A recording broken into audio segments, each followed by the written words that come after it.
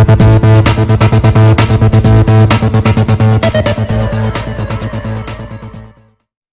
मित्रांनो, आज आपल्याला या ठिकाणी जे काही त्रिकोणमितीय नीती समानता आपण याचं जे काही बेसिक किंवा जे काही स्ट्रक्चर पाहिलं, बरोबर आहे, याचे जे काही इंट्रोडक्शन पाहिले, त्या इंट्रोडक्शनच्या आधारे आपल्याला किती इंट्रोडक्शन म्हणजे जमलेलं आहे आणि काय नेमकं त्याची किंमत आहे, आपण या ठिकाणी आज उदाहरणाच्या माध्यमातून पाहणार आहोत. आज की आपण जे काही आपला सराव संच त्या सराव संचाला सुरुवात केली नाही, पुन्हा नेमकं त्याचं बेसिक म्हणूनच हा आपला तिसरा व्हिडिओच्या माध्यमातून आपण या ठिकाणी काम करत आहोत. तर पहा, या ठिकाणी आता आपला पहिला प्रश्न आहे, जर साइन थिटा बरोबर 20/29 असेल तर, बरोबर आहे, जर साइन थिटा बरोबर 20/29 असेल तर कॉस थिटाची किंमत काढा. आता हा जो प्रश्न आहे, तुम्ही मी तुम्हाला दोन पद्धतीने करून दाखवेल. तुम्हाला जी पद्धत योग्य वाटेल त्या ठिकाणी तुम्ही त्या पद्धतीचा अवलंब करायचा आहे, बरोबर. तर पहा, या ठिकाणी अगोदर आता आपण कोणत्या रचना पाहिल्या होत्या की जे काही साइन, कॉस, टॅन, कॉट, सेक, कॉसेक हे सर्व गुणोत्तर पाहिले, समोर, लगत, कर्ण, बरोबर आहे. या संदर्भात सुद्धा आपण सर्वांनी विचार केलेला आहे, बरोबर आहे. 1/cos असेल, 1/sec असेल, या सुद्धा याची जी काही रचना ही सुद्धा आपण पाहिलेली आहे. आणि त्याच्यानंतर हा जो काही त्रिकोणमितीय नीती समानता म्हणजे ट्रायगोनोमेट्रिक आयडेंटिटीज हा जो पॉईंट आहे, हा याची देखील सूत्ररचना आपण व्हिडिओ क्रमांक 2 आपण पाहिलेली आहे. तर आता आपण आता जसा नेमका प्रश्न बोलेल तसं त्या पद्धतीने आपण चालण्याचं काम या ठिकाणी करणार आहोत, बरोबर. तर या ठिकाणी पहा, आता आपल्याला दिलेला भाग आहे साइन, राईट आहे, साइन थिटा इजिकल टू 20/29, बरोबर आहे. ही दिलेली किंमत आहे, वाटलं तर बरोबर, हे काही नेमकं दिले आहे, राईट. हा दिले आहे. मग आता आपल्याला काय काढायचे, कॉस काढायचे. आता सर्वांना मला प्रश्न आहे तुम्हाला की sine square theta plus cos square theta is equal to काय आहे, 1 आहे. आणि हा कशाचं सूत्र आहे, त्रिकोणमितीय नीती समानतेचं. मग आपला प्रश्न उत्तर काढायचं आहे. मग या ठिकाणी सहजच नेमकं त्याच्यावर कॉस काढायचं, तर त्याच्यावरच येत असेल तर आपण तिथं जाण्यासाठी काय अडचण आहे का, नाही. म्हणून आपण या ठिकाणी काय करायचं की त्रिकोणमितीय नीती समानतेनुसार, वाटलं तुम्ही उल्लेख करा, त्रिकोणमितीय नित्य समानतेनुसार, समानते काय नुसार, ओके. हा मग आता उल्लेख करा सूत्राचा, काय असेल बरं, साइन स्क्वायर थिटा बरोबर plus cos square theta is equal to काय, 1, राईट, किंवा 1. मग साइनची किंमत दिली आपल्याला या ठिकाणी या 20 छेद काय करता 29 कंस करा, कंसाचा वर्ग, प्लसचा प्लस, या ठिकाणी काय cos square theta is equal to 1. मी तुम्हाला उल्लेख केला होता किंवा होमवर्क मध्ये सुद्धा हा प्रश्न केला होता. या ठिकाणी रचनाची कशी मांडायची, शेवटी म्हणून घ्या आणि या ठिकाणी काय लिहिता, कॉस स्क्वायर थिटा, राईट आहे, cos square theta is equal to, हा जो 1 आहे तो इकडे घ्यायचा आणि हा जो प्लस आहे तो पुढे जाऊन मायनस, या ठिकाणी 20 छेद काय 29, या ठिकाणी होल स्क्वायर असतो कंसाचा वर्ग. हा 1चा 1 घ्या, मायनस 20चा वर्ग काय असेल 400. आपला वर्ग सुद्धा पाठ असणं आवश्यक आहे आणि ही बाब मी तुम्हाला इथं उल्लेख करणार नाही, आपला पाठ असू दे. हा 29चा वर्ग काय असेल 841 आहे, बरोबर. पुन्हा काय होईल 800 पूर्णांक अपूर्णांकाची अवस्था प्राप्त झाली. एकदा मी मोकळं सांगत आहे, पूर्णांक अपूर्णांकाची अवस्था प्राप्त झाली, आपल्याला अपूर्णांक घ्यावा लागेल. 841 841 होईल, बरोबर. हा मायनसचे मायनस, या ठिकाणी 400 चे 400 आणि छेद काय करता तुम्ही 841, ओके. मग या ठिकाणी पहा, 1 मध्ये 0 तर 1च आहे, त्याच्यानंतर 4 मध्ये 0 गेले 4च आहे, 8 मधून 4 गेले 4 राहून जाते आणि या ठिकाणी काय 841, राईट. हा कंपल्सरी काय या ठिकाणी कॉस स्क्वायर थिटा, राईट. तर या ठिकाणी वाटतं तर या ठिकाणी लिहा कॉस स्क्वायर थिटा आणि हा जो स्क्वायर आहे तो नेमकं रिमूव्ह करायचं आणि याला कशा टाकता, वर्गमूळ टाका, बरोबर. तर या ठिकाणी लिहा cos square theta cos theta is equal to 441 वर्गमूळ काय आहे 21 आणि 841 वर्गमूळ काय आहे 29, ओके.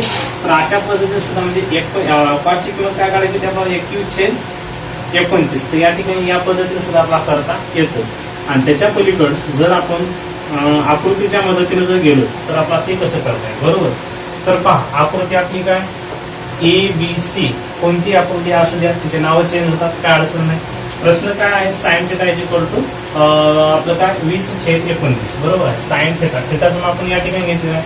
समोर काय होणार आहे, या ठिकाणी 20 येणार आहे आणि कर्ण काय असणार आहे 29 होणार आहे, बरोबर. हा या ठिकाणी 29. तर आपल्याला काय करायची आहे, लगतची बाजू काढायची. अगोदर आपला काय करावं, लगतची बाजू काढावी लागेल आणि पुन्हा नंतर विचार करावा लागेल, बरोबर. तर पहा, आता मी या सूत्राच्या आता के समजा, x समजा, y समजा असा आपण न उल्लेख करता या ठिकाणी डायरेक्ट आपल्याला EB काढायचे, काही समजण्याची देखील आवश्यकता नाही. तर आपण या ठिकाणी लिहू शकतो की त्रिकोण बघा कोणता ABC, बरोबर आहे. ही जी काही मेथड आहे ती आहे, पद्धत दुसरी आहे आणि ही पद्धत काय पहिली आहे, बरोबर आहे. याला नंबर देखील देऊन टाका. त्रिकोण ABC, राईट आहे. त्रिकोण ABC हा काय आहे, काटकोन, राईट आहे. काटकोन त्रिकोण आहे, राईट. काटकोन त्रिकोण आहे तर या ठिकाणी पायथागोरसच्या प्रमेयानुसार, पायथागोरसच्या प्रमेयानुसार, ओके. हा, तर पहा, कर्ण वर्ग पायावर अधिक उंची वर्ग. तर या ठिकाणी लिहू शकता तुम्ही की AC square is equal to AB square plus काय BC स्क्वेअर, राईट. AC ची किंमत दिलेली आहे आपल्याला या ठिकाणी 29 चा काय असेल वर्ग, बरोबर. AB ची किंमत दिलेली आहे का नाही, म्हणून AB स्क्वेअर प्लस BC काय करायचं आहे, दिलेली आहे BC ची किंमत 20 चा वर्ग करा. मग या ठिकाणी पुन्हा असून या ठिकाणी मांडणी असं करू शकता तुम्ही. काढायचे आपल्याला AB स्क्वेअर बरोबर इथं काय हे 29 जे आहे 29 स्क्वेअर आणि प्लस आहे पुढे जाऊन काय करता याला मायनस काय करता 20 चा वर्ग, बरोबर आहे. आता या ठिकाणी कसं गणित करता करता आपण कोणीकडे जाऊ शकतो. वाटलं तर मी इथून उल्लेख तुम्हाला करून दाखवेन की तर वाटलंच तर पहा. बरं, आपण लगेच थोड्या वेळाला पाहूया. तर सरळ तर या ठिकाणी करून घ्या. AB स्क्वेअर बरोबर इथे 29 चा वर्ग काय असेल 841 मायनस 20 चा वर्ग काय असेल 400, बरोबर आहे. तर या ठिकाणी काय झालं AB बरोबर 841 मधून 400 गेले तर या ठिकाणी काय 441 राहून जाते आणि या ठिकाणी पुन्हा याला वर्गमूळ टाकून द्या आणि इथं काय भेटलं AB बरोबर काय भेटलं 441. तर 441 वर्गमूळ काय 21 आहे, बरोबर आहे. हा, 21 आपल्याला या ठिकाणी भेटलेली किंमत आहे, राईट. हा, हे 21 आहे, राईट. आता आपल्याला कॉस काढायचं आहे, ओके. कॉस काढायचा आहे तर या ठिकाणी लिहू शकता तुम्ही साइन, वाटलं तर साइनचं घ्या म्हणजे कळलं तुम्हाला. Sine theta is equal to काय BC भागिले BC अपॉन काय करता AC, राईट आहे. BC ची किंमत काय होती 20 आणि AC काय आहे 29. ऑलरेडी दिलेला आहे, आपण देखील काढलेला आहे. काढायचे काय नाही आपल्याला cos theta is equal to काय लगतची बाजू भागली कर्ण. तर लगतची बाजू कोणती आहे AB, राईट आहे. ऍडजस्टंट साइड आपण हायपोटेनियस, AC कोणता हायपोटेनियस आहे. AB ची किंमत आपण काढली आहे 21 आणि छेद काय 29 असं पण आलं. पुन्हा नेमकं याच पद्धतीनुसार मी तुम्हाला किमती काढून दाखवेन म्हणजे तुम्हाला पुढील काळामध्ये वेळच जाणार नाही. कोणत्या जरी किमती काढल्या तर या गणिताच्या माध्यमातून तुम्हाला कळून जाते. आता कॉस आहे त्याच्यानंतर काय साइन कॉस नंतर टॅन घ्या वाटलं तर tan theta is equal to टॅनचं काय समोर लगत म्हणलं तर नेमकं काय BC अपॉन AB बरोबर BC ची किंमत काय 29 आणि AB काय 21, राईट. कॉट काय घेता cot theta is equal to याचंच काय AB अपॉन काय करायचं BC म्हणजे व्यस्त करायचं आहे. तिथं काय होईल 21/29 वाटलं इकडे देखील चेंज करून म्हणजे बघू शकता तुम्ही तीच किंमत येणार आहे. नंतर sec theta is equal to कर्ण भागिले लगतची बाजू. कर्ण कोणता आहे AC अपॉन काय लगतची बाजू AB, राईट आहे. तर इथं काय भेटल AC ची किंमत काय आहे 29 आणि AB काय आहे 21 आणि शेवट आहे cosec theta is equal to इथं सुद्धा AC अपॉन काय म्हणजे कर्ण भागिले समोरची बाजू कोणती आहे BC आहे. तर कर्ण कोणता आहे 29 आणि छेद काय नेमकं BC काय आहे BC, ओके. BC काय आहे 20. तर हे मी तुम्हाला एक्स्ट्रा सांगणार. आपला फक्त प्रश्न इतक्या प्रमाणात cot theta is equal to 21/29 हे एक्स्ट्रा आपण बघितलं आहे. पण एक्स्ट्रा म्हणून आपण याला सोडता कामा नये कारण का या एक्स्ट्रा मधून आपल्याला पुढील जे काही तुम्हाला रचना सूत्ररचना किंवा गणितीय रचना भेटणार आहे त्या पद्धतीने तुम्हाला याच्या पद्धतीने तुम्हाला पुढील जे काही गणित करते याला तुम्हाला मदत होणार आहे. मी तुम्हाला उल्लेख केला की या ठिकाणी ह्याला दुसऱ्या एक पद्धतीने कसं करता येतं, बरोबर आहे. इथे या ठिकाणी आपण वाटलं तर मेथड क्रमांक 3 देऊया. तर हे आपला जे काही उल्लेख आहे ते जशाला तसा करावा लागेल पायथागोरसच्या प्रमेयानुसारच. तर काय आपण उल्लेख केला इथे या ठिकाणी की AC square is equal to AB square plus BC square, right आहे. AC ची किंमत घेतली ती 29 चा वर्ग बरोबर AB ची किंमत काय 21 काढायचं आहे आपल्याला. तिथे लिहा AB स्क्वेअर आणि प्लस BC ची किंमत काय घेतली 20 चा वर्ग. तर मी उल्लेख केला की बाबा AB square is equal to 29 square आणि ह्या ठिकाणी काय होईल प्लस आहे ते पुढे जाऊन मायनस म्हणजे 20 चा वर्ग. या ठिकाणी सूत्ररचना जे काही याला त्याला आपला काय म्हणता येईल जे काही आपल्याला उदाहरणात जे काही सूत्ररचना असतात किंवा विस्तार सूत्र या ठिकाणी उपयोग करावा लागेल आपल्याला. तर मला काय सांगायचे की ए प्लस बी आणि दुसऱ्या कंसात काय असतो A minus B is equal to ह्याच्या process A square minus B square right आहे. तर या रचनेनुसार जे गेला तर तुम्हाला या ठिकाणी अवस्था आहे ए स्क्वेअर मायनस बी स्क्वेअर बरोबर आहे. तर तुम्हाला काय करता येईल हे जे काय एबी काढायचं म्हणजे या ठिकाणी काय देता ए म्हणजेच 29 आहे 29 प्लस काय करता 20 करा आणि इथं काय करता 29 मायनस 20 करा आणि बरोबर काय करता हे एबी लिहा वाटलं असतं बरोबर आहे एबी स्क्वेअर.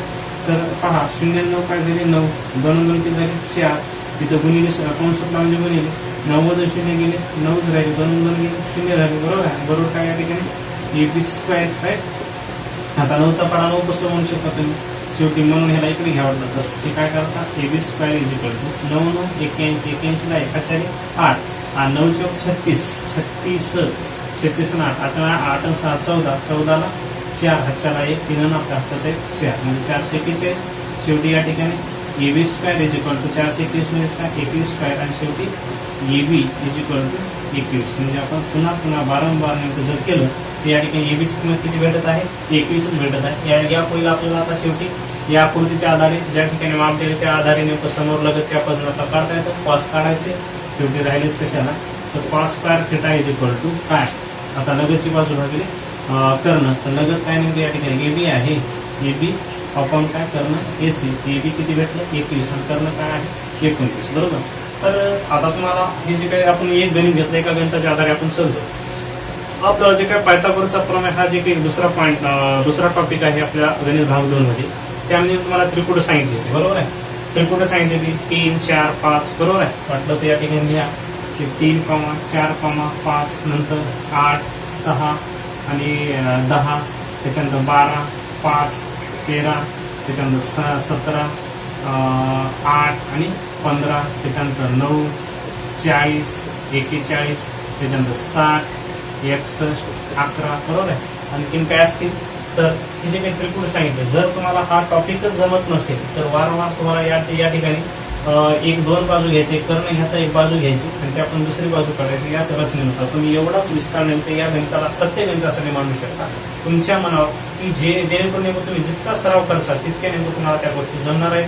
आता ही जी गोष्ट आहे ती नेमकं आपल्याला अभ्यासाची ज्यावेळेस आवड निर्माण होईल त्यावेळेस नेमकं तुम्हाला याची किंमत कळेल आणि आवड निर्माण करण्यासाठी आपल्याला काय करावं त्याच्यावर जास्तीत जास्त तुम्हाला काय करावं वेळ द्यावा लागेल. जर तुम्ही वेळ दिला तर तो तुम्हाला विषय काय वाटणार आहे प्रिय वाटणार आहे आणि जर तुम्ही त्याला जर वेळ देत नसाल तर आपल्याला काय वाटतं की कमी वेळामध्ये मला बरंच काही आहे तर तसं कुठंच शक्य होत नसतं. त्याला वेळ द्यावा लागतो वेळ दिल्यानंतर तुम्हाला सर्व काही जमून जाईल.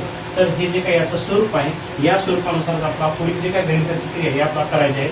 आता हे सर्वांना समजलं असेल मला एक मी अशी आशा करतो आणि या ठिकाणी जर आपला हे जे काही स्क्रीनशॉट घ्यायचं असेल तर तुम्ही ते घेऊ शकता.